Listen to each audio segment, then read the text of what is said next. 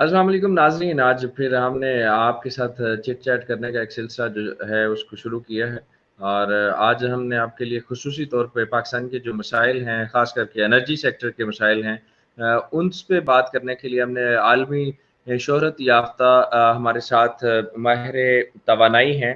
हम उनके साथ बात करेंगे। मोहम्मद अशफ़ाक़ हनीफ़ हैं। मोहम्मद अशफ़ाक़ हनीफ़ साहब का तकरीबन 34 साल का जो एक्सपोज़र है और एक लंबा चौड़ा पाकिस्तान में और बैनुल अक़वामी जो एक्सपोज़र है, इस हवाले से हम आपको बताएँगे कि उनका क्या किरदार रहा है और वो खुद भी बताएँगे कि पाकिस्तान का जो सेक्टर है एनर्जी का, वो कहाँ-कहाँ लैग करता है, पाकिस्तान को किस सेक्टर पे काम करना चाहिए, कहाँ हमें ग्रूम करना है, कहाँ जो हमारा पहले से ग्रूम्ड एरिया है, हमने उसको कैसे ऊपर लेके जाना है। ये सारी बातें आज होंगी। बहुत शुक्रिया इशफ़ाक़ हनीफ़ साहब, आपने हमें अपना कीमती वक़्त दिया, मैं आपका ममनून हूँ। इशफ़ाक़ साहब, आप ये बताइए, आप पाकिस्तान में भी सुना है काम करते रहे हैं, तो आपने पाकिस्तान में क्या ख़िदमात सर अंजाम दी हैं? जी, अस्सलाम वालेकुम, बिस्मिल्लाहिर्रहमानिर्रहीम। वालेकुम जी, मैं सलाम। अपना थोड़ा-सा तारुफ़ करा देता हूँ। मेरा नाम मोहम्मद अशफ़ाक़ हनीफ़ है। I am working here in Saudi electricity company since 1999 और इससे पहले मैं वापडा में भी काम करता रहा हूँ और एक्चुअली मैंने इंजीनियरिंग जो है university of engineering and technology Lahore से 1996 में की थी और उसके बाद फिर मैंने वापडा 1987 में जॉइन किया था और उसके बाद मैंने वहाँ पे प्लानिंग एंड इन्वेस्टिगेशन में काम किया। वापडा का एक डिपार्टमेंट है जो कि डैम्स और जो हमारे वाटर सोर्सेज प्रोजेक्ट्स है उनकी प्लानिंग और उनकी इन्वेस्टिगेशन करता है। फिजिबिलिटी स्टडीज़ होती हैं, तो हमने बहुत सारे डैम्स पे काम किया जिन पे आजकल कंस्ट्रक्शन जो है चल रही है, जैसे महमद डैम है और कुरमतंगी डैम्स है। ये 2 डैम्स अभी कुरमतंगी डैम तो काफ़ी एडवांस स्टेज पे है, उसकी कंस्ट्रक्शन स्टार्ट हो चुकी है, लेकिन महमद डैम जो है वो अभी तक स्टार्ट नहीं हो सका है, लेकिन उम्मीद hopefully it will be started soon. तो उन पे हमने काम किया, उसकी उस वक़्त फिजिबिलिटी स्टडीज़ हो रही थी 90s में, उन पे काम किया। इसके अलावा कालाबाग डैम पे काम किया था जो कि अनफॉर्चुनेटली पॉलिटिसाइज़ हो गया वो सारा मसला और उस पे काम नहीं हो सका। उस पे हमने काफ़ी सारा काम किया था, उसकी फिजिबिलिटीज़ पे काम किया था और उसका डिटेल डिज़ाइन जो था वो कंप्लीट है, हर चीज़ उसकी कंप्लीट है, लेकिन वो अनफॉर्चुनेटली उस पे काम नहीं हो सका। उसके बाद और भी छोटे-छोटे प्रोजेक्ट्स थे, जैसे सिरन रिवर के कुछ प्रोजेक्ट्स थे, ये मानसेरा रीजन में और कोहाट रीजन में कुछ 1-2 प्रोजेक्ट्स थे, उन पे काम किया था। फिर मैं 99 में वापडा को छोड़ के तो यहाँ सऊदी अरब में आ गया और यहाँ पे सऊदी इलेक्ट्रिसिटी कंपनी को मैंने जॉइन किया और तब से आज तक तकरीबन 21-22 साल हो गए हैं, तो सऊदी इलेक्ट्रिसिटी कंपनी से मुंसलिक हूँ। आजकल मैं एज़ ए प्रोजेक्ट मैनेजर काम कर रहा हूँ यहाँ पे और यहाँ भी हम जैसे वहाँ पे सारे पावर सेक्टर के प्रोजेक्ट्स हम करते थे, वहाँ पे तो चूँकि वाटर अवेलेबल है, तो सारे वाटर सोर्सेज़ प्रोजेक्ट्स थे। लेकिन यहाँ पे ये है कि इनके पास वाटर अवेलेबल नहीं है। यहाँ पे जो है जितने भी हमारे पावर प्लांट्स होते हैं वो इनके ऑयल बेस्ड होते हैं या गैस बेस्ड होते हैं। तो उन पे जो है वो मैंने काम किया। उनका मैं यहाँ पे सऊदी इलेक्ट्रिसिटी कंपनी जो है उसका जो प्रोजेक्ट्स डिपार्टमेंट है उसमें हूँ, जो कि सबस्टेशन लाइन्स सबस्टेशन और ट्रांसमिशन लाइन्स वगैरह जो है उनकी कंस्ट्रक्शन करते हैं। तो ये तो मेरा तारुफ है। अब आप क्या पूछ रहे थे और?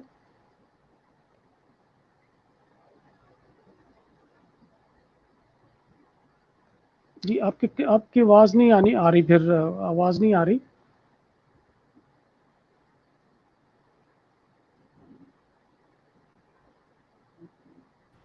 अब आप मुझे सुन पा रहे हैं हनीफ़ साहब? जी, जी, जी, आ रही है, अब आ रही।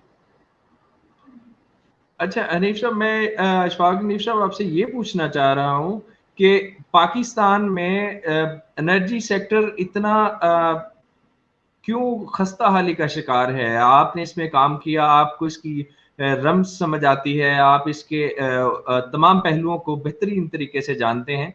असल में आप क्या क्या सजेस्ट करते हैं, आपकी सजेशंस क्या हैं और पाकिस्तान का सेक्टर लैग कहाँ करता है? जी, एक्चुअली मैं एक प्रोग्राम स्टार्ट करना चाह रहा था, जैसे आपके चैनल पे इंशाल्लाह हम जो है वीकली 1 प्रोग्राम या 2 प्रोग्राम हम किया करेंगे, उसमें हम एनर्जी सेक्टर पे बात किया करेंगे, एनर्जी और पावर सेक्टर जो है पाकिस्तान का। स्टार्टिंग फ्रॉम 1947 टिल नाउ क्या-क्या मराहल आए उसमें, जैसे मैं आपको ये बताऊं कि 1947 में जब पाकिस्तान बना था, तो उस वक्त हमारी जो टोटल जनरेशन कैपेसिटी थी वो सिर्फ 60 मेगावाट थी। लेकिन उस वक्त सिर्फ 15 से 20% जो हमारी आवाम थी पाकिस्तान की, उसको बिजली की सहूलत मैसर थी। अब अल्हम्दुलिल्लाह इस वक्त अब हमारी इंस्टॉल्ड कैपेसिटी जो है वो 34,000 मेगावाट तक पहुंच चुकी है। लेकिन अभी भी हमारी जो 100% पॉपुलेशन जो है उससे इस्तेफादा हासिल नहीं कर रही है। सिर्फ तकरीबन 65 से लेकर 70% तक आबादी जो है वो इससे इस्तेफादा हासिल कर रही है। अभी भी 30% तक ऐसी आवाम है जिनके जो हमारी जो इलेक्ट्रिसिटी से महरूम है। आजकल हमारी जनरेशन कैपेसिटी जैसे मैंने बताया कि 34,000 मेगावाट है। लेकिन उसमें भी काफ़ी सारी हमारी लॉसेस में चली जाती है। जैसे हमारे जो हमारे ट्रांसमिशन लाइन लॉसेस हैं, जो हमारे डिस्ट्रीब्यूशन लॉसेस हैं, जो हमारी बिजली की चोरी है, एक बहुत बड़ी कैपेसिटी हमारी जो है वो चोरी हो जाती है एक्चुअली। तो हमारी जो बाकी जितनी भी बिजली कैपेसिटी अवेलेबल है वो तकरीबन 22 से 23 हज़ार मेगावाट है। लेकिन ये है कि डिमांड हमारी जो है वो दिन ब दिन इंक्रीज़ हो रही है। अच्छा, अभी डिमांड जो हमारी है वो तकरीबन अगर हम कंसिडर करें टोटल हमारी जो पॉपुलेशन ले रही है इलेक्ट्रिसिटी और जो हमारी इंडस्ट्री की डिमांड है, वो तकरीबन हमारी 20 से 22 हज़ार मेगावाट की डिमांड है इस वक्त। लेकिन जैसे आपको पता है कि हमारी जो बिजली है वो बहुत ही कॉस्टली है, ना सिर्फ डोमेस्टिक बल्कि कमर्शियल और जो इंडस्ट्रियल कॉस्ट है हमारी बिजली की वो भी बहुत ज़्यादा है। यानी इट इज़ पाकिस्तान जो है वो one of the higher position in the region who has the very high cost in electricity.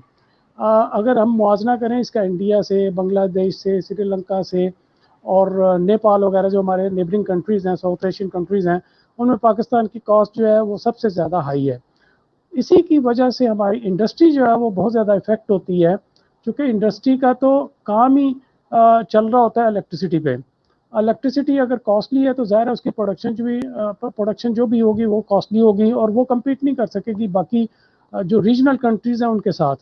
तो यही वजह है कि हमारी इंडस्ट्री काफ़ी सारी जो है वो पाकिस्तान से शिफ्ट होकर बांग्लादेश जा रही है, क्योंकि बांग्लादेश और हमारे दरमियान बहुत सारा फ़र्क है इलेक्ट्रिसिटी का। पाकिस्तान जो है वो 15 से 16 रुपए पर यूनिट कॉस्ट जो है वो दे रहा है इंडस्ट्री को, लेकिन बांग्लादेश यही जो है पर यूनिट इलेक्ट्रिसिटी जो इंडस्ट्री को दे रहा है वो 10 से 11 रुपए है। अभी देखिए कि 5 से 6 रुपए यहाँ पे डिफरेंस बन जाता है। तो जाहिर है जो भी प्रोडक्शन बनेगी बांग्लादेश में, और वहाँ भी लेबर भी सस्ती है, सब कुछ सस्ता है, तो उसी हिसाब से उनकी प्रोडक्शन कास्ट इंडस्ट्री की बहुत कम पड़ेगी एज़ कम्पेयर टू पाकिस्तान। तो अब जब जाहिर है जब हम एक्सपोर्टिंग में जाते हैं, यानी तो बाकी वर्ल्ड लेवल पे जाते हैं, तो ज़ाहिर है बांग्लादेश की कास्ट से या इंडिया की कास्ट से हम कम्पीट नहीं कर सकते हैं। तो हमारी प्रोडक्ट जो है वो यानी अव्वल तो एक्सपोर्ट ही नहीं होती है। अगर एक्सपोर्ट हो भी जाए, मार्केट में चली भी जाए इंटरनेशनल मार्केट में, तो हम कम्पीट नहीं कर सकते हैं। बाकी जो हमारे रीजनल कंट्रीज़ हैं, चाइना है या इंडिया है या बांग्लादेश है, इनकी कॉस्ट के साथ हमारा कंपैरिजन बिल्कुल नहीं है। तो इस वजह से हमें ऐसे प्रोजेक्ट्स की ज़रूरत है जो बहुत ही चीप एनर्जी हम हासिल कर सकें। तो उसमें जो है वो जो वाटर रिसोर्सेज प्रोजेक्ट्स हैं जैसे डैम्स, हाइडल पावर है, it is one of the cheapest in all other categories. मतलब इस वक्त हम थर्मल पावर जनरेट कर रहे हैं, हम सोलर पावर जनरेट कर रहे हैं, हम न्यूक्लियर पावर जनरेट कर रहे हैं, हम विंड से पावर ले रहे हैं। लेकिन हमारी जो हाइड्रो पावर है अभी भी सबसे ज़्यादा चीपर है। इस पे अगर थोड़ा सा मुआवजा करता जाऊँ, आपको बताता जाऊँ कि थर्मल कास्ट जो है वो आज भी हमें 11 से 15 16 रुपए पर यूनिट कास्ट पड़ती है। जो सोलर और विंड पावर है वो 6 से 7 रुपए पड़ती है, और जो न्यूक्लियर है वो भी अराउंड 8 रुपीज़ पर यूनिट पड़ती है। तो अब इनमें हाइडल पावर आज भी हमें 2.5 रुपए से 3 रुपए पर यूनिट जो है वो पड़ रही है। तो इतना ज़्यादा फ़र्क है। तो हमारी जो अभी जो पिछली जितनी भी गवर्नमेंट्स गुजरी हैं उन्होंने आईपीपीज इंट्रोड्यूस की थर्मल पावर जनरेशन में, और उन्होंने जो है वो अपनी कास्ट बहुत हाई रखी, और पाकिस्तान के साथ उनके कुछ कॉन्ट्रैक्ट्स भी ऐसे थे कि वो यानी उनसे हम बिजली लेने पे उस कॉस्ट पे मजबूर थे जो भी उनके साथ कॉन्ट्रैक्ट हुए थे। और हमने हाइडल पावर जनरेशन पे बहुत ज़्यादा तवज्जो नहीं दी। उसकी वजह से हमारे जो अभी आप देखें कि टोटल हमारी जैसे मैंने बताया कि 34,000 मेगावाट इंस्टॉल कैपेसिटी है, लेकिन अभी भी हम सिर्फ 9,000 मेगावाट जो है वो हाइडल पावर है, बाकी जो जितनी भी है वो थर्मल पावर है या उसमें से थोड़ा सा पोर्शन जो है वो विंड और सोलर पावर का है और कुछ न्यूक्लियर पावर का है। लेकिन 62% ऑफ पावर जनरेशन जो आज भी है वो थर्मल पावर जनरेशन है, जो कि बहुत ज़्यादा महंगी पड़ती है। इसी वजह से हमारी जो यूनिट प्राइस है, चाहे वो डोमेस्टिक हो, चाहे वो कमर्शियल हो, चाहे वो इंडस्ट्रियल हो, वो बहुत हाई है और हम जो है वो अभी कम्पीट नहीं कर सकते हैं।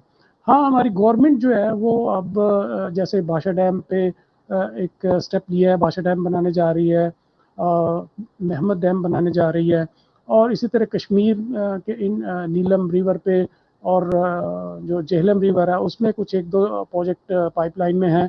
तो अगर ये सारे बनते हैं, इनकी कंस्ट्रक्शन स्टार्ट होती है, तो फिर इंशाल्लाह अगले 5 से 10 सालों में हम इस काबिल हो जाएंगे कि हमारी जो हाइडल पावर है वो इंक्रीज हो जाएगी और उससे कास्ट जो है वो यूनिट प्राइस जो है वो कम आएगी, थोड़ी सी कम हो जाएगी।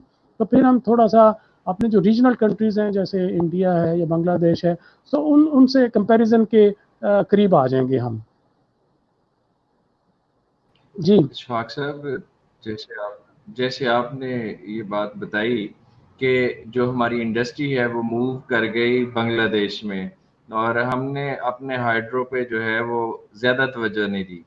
लेकिन जो एक बात हमें समझ नहीं आती वो ये है कि ऐसा क्यों हो रहा है, अभी भी प्रोजेक्ट बड़े स्लो हैं। आपने देखा चंदे पे डैम तो नहीं बनते ना सर। आप शौक साहब, आपने पूरी दुनिया घूमी है, आपने देखा है कि बड़े प्रोजेक्ट कैसे होते हैं और उनका जो बड़े तखमीने होते हैं वो कैसे पूरे किए जाते हैं। तो आप समझते हैं कि चंदे से भी डैम बनेंगे और वो जो पैसे हैं कुछ मिलियन रुपीज, उनसे क्या बन जाएगा पाकिस्तान के डैम्स का। डैम तो एक बड़ी अमाउंट खाते हैं, जाइंट किस्म के ये प्रोजेक्ट्स होते हैं। इस पे आपका जी क्या बिल्कुल। कमेंट है? हाँ जी, बिल्कुल आप सही कहते हैं, चंदे से तो कभी भी डैम नहीं बनते। अभी भी जो हमारा चंदा जमा हुआ है वो तो तकरीबन 1 अरब भी नहीं है, और इसको तो आपकी जो भाषा डैम की कास्ट है वो तकरीबन 1400 अरब रुपीज़ है। तो 1400 अरब कहाँ और 1 अरब कहाँ, तो इससे तो ज़ाहिर है अभी इनिशियल वर्क्स भी नहीं हो सकते। इसके लिए तो गवर्नमेंट को जो है वो स्पेशल ग्रांट्स जो है वो हमारा जो बजट है 2021 का या उससे आगे भी जितने बजट होंगे उसमें अमाउंट रखनी पड़ेगी, या कहीं से कोई फाइनेंशियल एड लेनी पड़ेगी किसी जो वर्ल्ड बैंकिंग है जैसे वर्ल्ड बैंक्स हैं या एशियन डेवलपमेंट बैंक है, तो इनसे कोई ना कोई हमें हेल्प लेनी पड़ेगी। अदरवाइज ये डैम्स तो ऐसे ऐसे बनने मुश्किल है कि पाकिस्तान के पास फाइनेंस भी ना हो। अभी आप देखें कि अभी तो खैर फिलहाल बहुत ही क्रिटिकल स्टेज से पाकिस्तान भी गुजर रहा है, जैसे कोविड-19 स्टार्ट हुआ है पाकिस्तान में, पेंडेमिक एक चल रही है और पूरी वर्ल्ड में चल रही है, और इसमें काफ़ी सारा पैसा हमारा उधर भी जा रहा है। और वैसे भी जो है वो काफ़ी सारे सेक्टर जैसे लॉकडाउन में बंद हैं। तो ये सूरत हाल तो काफ़ी पेचीदा है। अल्लाह करे कि हम जल्द जल्द से जल्द इस पेंडेमिक से गुजर जाएं और गवर्नमेंट को कुछ संभलने का मौका मिले, और उसके बाद ये है कि गवर्नमेंट को इस पर खसूसी तवज्जो देने की ज़रूरत है। अदरवाइज होता ये है कि प्रोजेक्ट स्टार्ट तो हो जाते हैं, बहुत सारे पिछले प्रोजेक्ट्स भी ऐसे हैं, जैसे नीलम जेलम की मैं एग्जांपल दूं, अभी अभी 2-3 साल पहले उसकी इनॉग्रेशन सेरेमनी हुई थी। तकरीबन 1000 मेगावाट का वो प्रोजेक्ट है, वो 2008 में स्टार्ट हुआ था और उसने 2013-14 में कंप्लीट होना था, लेकिन वो नहीं कंप्लीट हो सका और वो 2017 और 18 पे जाके कंप्लीट हुआ है। तो इस तरह 3-4 साल वो डिले हुआ है। उससे क्या हुआ कि उसकी कॉस्ट जो ऐसे इनिशियल फिजिबिलिटी की कॉस्ट उसकी जो थी वो 250 या 260 बिलियन थी, लेकिन वो इंक्रीज होकर मोर देन 500 बिलियन तक चली गई। तो इस तरह कास्ट जब बढ़ती है तो ज़ाहिर है फिर उसकी ज़ाहिर है वो अगर फिजिबल प्रोजेक्ट था तो वो ऑलमोस्ट अनफिजिबल की तरफ मूव कर जाता है प्रोजेक्ट। इसी तरह अब भाषा डैम स्टार्ट किया है और महमद डैम स्टार्ट करने जा रहे हैं, तो उनकी अगर हम फाइनेंशियल सपोर्ट नहीं करेगी गवर्नमेंट और उनके फाइनेंशियल इंतज़ाम नहीं करेगी उनके फाइनेंसिस का, तो ये प्रोजेक्ट्स डिले होंगे। अब अगर वो 1400 अरब डॉलर में मैंने जैसे 1400 अरब रुपीज़ जैसे मैंने आपको बताया है, अगर वो और उसकी जो फिनिशिंग स्टेज है वो 2028 में रखी गई है, 9 साल का प्रोजेक्ट है वो। अगर ये फाइनेंसिस अरेंज नहीं होते तो वो इंक्रीज होती है, उसका पीरियड इंक्रीज होता है तो डेफिनेटली कॉस्ट भी इंक्रीज होगी। और अगर वो 2-3 साल और डिले हो जाता है तो उसकी कास्ट जो है 1400 अरब से हो सकता है वो 1700-1800 अरब तक चली जाए, तो इससे भी कहीं ज़्यादा हो सकती है। तो वो हो सकता है कि वो प्रोजेक्ट जो है अभी तो फिजिबल है, अभी तो वो हो सकता है बहुत सस्ती कास्ट में पड़े, बहुत सस्ती बिजली हमें दे सके, लेकिन जो कॉस्ट उसकी इंक्रीज़ होगी तो उसकी बिजली का यूनिट प्राइस भी जो है वो इंक्रीज़ होती जाएगी। तो बिल्कुल सही है, आप सही फरमा रहे हैं कि गवर्नमेंट को इस तरफ तवज्जो देनी चाहिए और फाइनेंसिस को जो है वो जल्द से जल्द अरेंज करना चाहिए ताकि ये अपने टाइम पे कंप्लीट हो प्रोजेक्ट्स। बिल्कुल आप ने नीलम झेलम प्रोजेक्ट की बात की। मैं बचपन से देखता आया हूँ। हमने बिल में जनाब नीलम झेलम स्पेशल प्रोजेक्ट के वो एक खुसूसी एक रकम होती थी जो हम पे करते थे, उसको टैक्स की सूरत में कौम से लिया जाता था। चले हम मान लेते हैं, लेकिन उसके इव्ज़ हमें कोई ऐसी रियायत तो नहीं मिली, लेकिन हम समझते हैं चलें बिजली ही मिलना शुरू हो गई। इशफाक साहब, एक बात जो आजकल फिर तकलीफ दे रही है, इस हुकूमत ने कोई ऐसा प्रोजेक्ट शुरू किया है कि सिर्फ बातें की जा रही हैं कि हमने ये जो लोड शेडिंग है इस पे काबू पा लेना है, या ये पुरानी हुकूमत की के क्रेडिट को अपनी गोद में ले रहे हैं? इस पे कमेंट कीजिए प्लीज। सर अभी तक इस गवर्नमेंट में तो आपको जैसे पता है कि ये 2 प्रोजेक्ट स्टार्ट होने थे, महमूद और बादशाह, ये अभी तक स्टार्ट नहीं हो सके हैं। अभी तक इस पे इनिशियल वर्क्स जो है वो हो रहे हैं और इनिशियल वर्क्स भी जो है वो अभी 2 से 3 साल लेंगे। जैसे वहाँ पे जितने भी इफेक्ट्रीज हैं उनको रिप्लेस करना है, उनके लिए कॉलोनी बनानी है, वहाँ का सारा इंफ्रास्ट्रक्चर डेवलप करना है, तो फिर जो है वो एक्चुअल कंस्ट्रक्शन हो सकेगी, डैम पे स्टार्ट हो सकेगी। तो उसमें कम से कम 2 साल लगेंगे। तो अभी भी जो है वो कम से कम 2 से 3 साल चाहिए हमें महमद डैम और बादशाह डैम की जो इनिशियल वर्क्स हैं उनको कंप्लीट करने के लिए। हाँ, कुछ डैम ऐसे हैं जो जो स्टार्ट हो गए हैं, मतलब जैसे दासू डैम है, उसमें कंस्ट्रक्शन स्टार्ट हो चुकी है और वो अभी इस गवर्नमेंट में तो स्टार्ट नहीं हुई थी, वो एंड ऑफ 17 में स्टार्ट हुई थी और उसको भी तकरीबन इनिशियल वर्क्स उसके तकरीबन कंप्लीट होने वाले हैं। 2 से 3 साल हो गए हैं उसको, उस प्रोजेक्ट को स्टार्ट हुए हुए। तो उसके जो इनिशियल वर्क्स थे, जैसे जो पॉपुलेशन जो इफेक्ट हो रही है उनके लिए जो इंफ्रास्ट्रक्चर डेवलप करना था, या जो वहाँ तक पहुँचने के लिए जो सड़कें बनानी थी और वहाँ पे कॉलोनीज वगैरह डेवलप करनी थी, उस पर काम चल रहा है। और वो होपफुली ये जो इनिशियल वर्क्स हैं वो कुछ अर्से तक कंप्लीट हो जाएंगे और फिर एक्चुअल जो प्रोजेक्ट है उस पे जो है वो काम शुरू होगा। दासू डैम पे, दासू डैम भी एक बड़ा डैम है, इंडस रिवर पे है और उससे भी हम 4,800 के करीब मेगावाट जो है उससे भी लेंगे हम।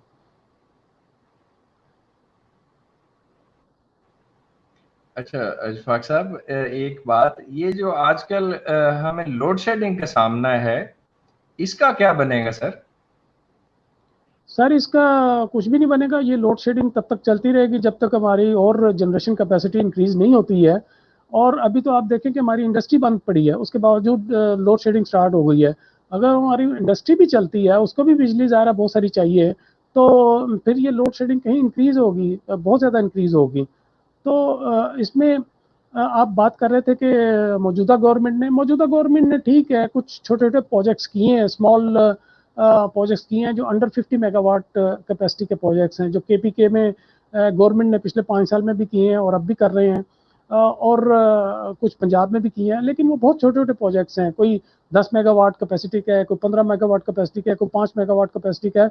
तो इससे जो है वो बहुत ही मामूली फर्क पड़ता है, यानी ये उसमें जब जब तक हमारे बड़े डैम्स जो हैं जैसे भाषा है, दासू है, ये महमद है, और इसी तरह कश्मीर में कुछ पाइपलाइन में है, कोहाला डैम है, पठानकोट डैम है, ये जब तक डैम और कुरमतंगी डैम, ये जब तक डैम नहीं बनेंगे जिनकी कैपेसिटी जो है वो मोर देन 200-300 मेगावाट कैपेसिटी है, जब तक ये नहीं बनेंगे तब तक हमारी सूरत हाल ऐसी ही रहेगी। या ये है कि जैसे पिछली गवर्नमेंट्स ने किया कि वो आईपीपी थर्मल पावर प्लांट्स लगाएं, लेकिन थर्मल पावर प्लांट्स मैंने आपको पहले भी अर्ज किया कि वो बहुत ज़्यादा महंगी पड़ती है। वो तकरीबन अभी भी हमें 15-16 रुपए 17 रुपए पर यूनिट जो है वो पड़ रही है। तो आईपीपीज की तरफ जाना तो एक खतरनाक बात है, वो तो यूनिट कास्ट हम कभी भी डिक्रीज नहीं कर सकते। हमें हमेशा चीप पावर की तरफ जाना चाहिए और वो चीप पावर जो है वो हाइडल पावर के अलावा कोई और हमारा रास्ता नहीं है चीप पावर की तरफ। बिल्कुल अनीश साहब, आखिर पे हम एक छोटा सा कमेंट आपका मजीद सुन लेते हैं, फिर इसको वाइंड अप करेंगे, क्योंकि हमने ये प्लान किया हुआ है कि हम वीक में कम से कम 2 सेशन तो आपके साथ ज़रूर किया करेंगे, एनर्जी पे, पावर सेक्टर पे, और इसके जो फिर हमारे जो यहाँ पे चलने वाले वापडा है उसके अंदर करप्शन के हवाले से जो पाकिस्तान की डेवलपमेंट को रोकने वाले नासर हैं उन पर भी हम बात किया करेंगे। ये बताइएगा कि ये जो थर्मल है और ये जो हाइड्रो है, इन दोनों से और पीस हैं, इन तीनों का इफेक्ट एनवायरनमेंट पे कितना आएगा, उस पर जरा बात कीजिएगा थोड़ी सी। जी जी, दोबारा ज़रा पूछिएगा मुझे, कौन आपकी आवाज़ से काम जो है वो इफेक्ट आता है, वो कौन सा प्रोजेक्ट बेस्ट रहता है? आप पीरियड की बात कर रहे हैं, कौन सा जल्दी हो जाता है? मैं कह रहा हूँ जी कि हम पानी से बिजली बनाते हैं, उससे एनवायरनमेंट ज़्यादा डैमेज होता है, कोल वाले से ज़्यादा डैमेज होता है, या फिर ये जो हमने आईपीपीज़ और वो जो हम बाहर से पावर प्लांट मंगवाते थे और इस तरह से, तो जी, मैं एनवायरनमेंट बताता हूँ। किससे ज़्यादा आप एनवायरनमेंट की बात कर बेहतर रहे हैं, रहता है? एनवायरनमेंट फ्रेंडली प्रोजेक्ट जो है वो थर्मल और कोल एनवायरनमेंट फ्रेंडली नहीं है, क्योंकि इनसे जो है ना बहुत ज़्यादा जो है वो जब फ्यूल जलता है ज़ाहिर है तो उससे धुआँ निकलता है, वो एनवायरनमेंट को ख़राब करता है। कोल भी है और जो हमारे थर्मल पावर प्लांट्स हैं वो भी सारे चूँकि गैस पे चल रहे होते हैं, गैस भी एलएनजी पे चल रहे होते हैं या पेट्रोल पे चल रहे होते हैं या डीज़ल पे चल रहे होते हैं, तो ये जो है वो एनवायरनमेंट को ख़राब करते हैं। लेकिन ये जो क्लीन एनर्जी जिनमें आती हैं उनमें एक तो विंड पावर है जो क्लीन है, सोलर क्लीन है, और वाटर हाइडल पावर जो है वो क्लीन है, क्योंकि हाइडल पावर पे भी जो हमारी टर्बाइंस है वो पानी के प्रेशर से, पानी की स्पीड से चल रही होती हैं। यही फ्यूल होता है एक्चुअली टर्बाइन का, तो कि पानी जो है वो टनल से आता है काफ़ी हाइट से, और वो टर्बाइंस के ब्लेड्स पे जब लगता है तो वो उसको चलाती हैं। तो इससे कोई भी यानी चूँकि फ्यूल कोई जल नहीं रहा होता, तो इसलिए यहाँ पे कोई एनवायरनमेंट ख़राब नहीं हो रहा होता। इसलिए जो हाइडल पावर है एक तो सस्ती भी है और एनवायरनमेंट फ्रेंडली भी है, इसलिए जो है ना इसको हमेशा प्रेफर करना चाहिए। बहुत शुक्रिया अशफाक साहब के सेशन का। हम आपके साथ एक सेशन इंशाल्लाह अगले ही 2 रोज़ में करेंगे, और वो जो हमने सिलसिला एक डिसाइड किया है इसी चैनल पे, ज़ारुल अक़वाद के चैनल से ही, वो भी हम कंटिन्यू करेंगे। आज के लिए आपका बहुत शुक्रिया, आपने अपना कीमती टाइम दिया और हमारे नाज़रीन को जो बेसिक इन्फॉर्मेशन थी उसमें इज़ाफ़ा किया कि असल में हम क्या कर रहे हैं और इस हुकूमत के जो दावे हैं वो क्या हैं, क्या रियलिटी में इन्होंने कोई प्रोजेक्ट किया है। वो जो छोटे-छोटे पीनट्स हैं उससे ये बड़े दावे करने की कोशिश कर रहे हैं, या बीक से पावर प्लांट और इस तरह की जो चीज़ें लगाने की कोशिश कर रहे हैं, बड़े डैम बनाने की कोशिश कर रहे हैं। तो आपने यकीनन अपने नॉलेज से, अपने एक्सपोज़र से ये बात रद्द कर दी कि ऐसे कोई फ़ायदा नहीं होने वाला, और अगर इंडस्ट्री खुलती है इस पैंडेमिक के बाद, तो यकीनन जो लोड शेडिंग का एक तूफ़ान है वो दोबारा बर्पा होगा, और शायद हम 2013 के टाइम में वापस चले जाएँ जहाँ बहुत ज़्यादा लोड शेडिंग होती थी और पूरा-पूरा ख़ानदान जो है वो बाहर गलियों में बैठकर वक़्त गुज़ारता था। अशफ़ाक़ हनीफ़ साहब बहुत शुक्रिया आज के लिए, मैं आपका बड़ा ममनून हूँ। इंशाल्लाह हम नाज़रीन को आगाह करते रहेंगे कि हम दोबारा से कैसे आपको इस मौज़ू पे गुफ्तगू किया करेंगे। हमने डिसाइड किया है नाज़रीन कि हम 3 रोज़ का कम से कम प्रोग्राम किया करेंगे, और एक ऐसी सीरीज़ करेंगे जिसमें पाकिस्तान के पावर सेक्टर को समझने के लिए आपको बड़ा फ़ायदा मिलेगा। अशफ़ाक़ हनीफ़ साहब हमारे साथ रहा करेंगे। आज मुझे इजाज़त दीजिए। आपने बेहतर सुना और बेहतर जाना, आप बेहतर जज हैं। फ़ैसला कीजिए और कमेंट्स में अपने राय दीजिए। बहुत शुक्रिया।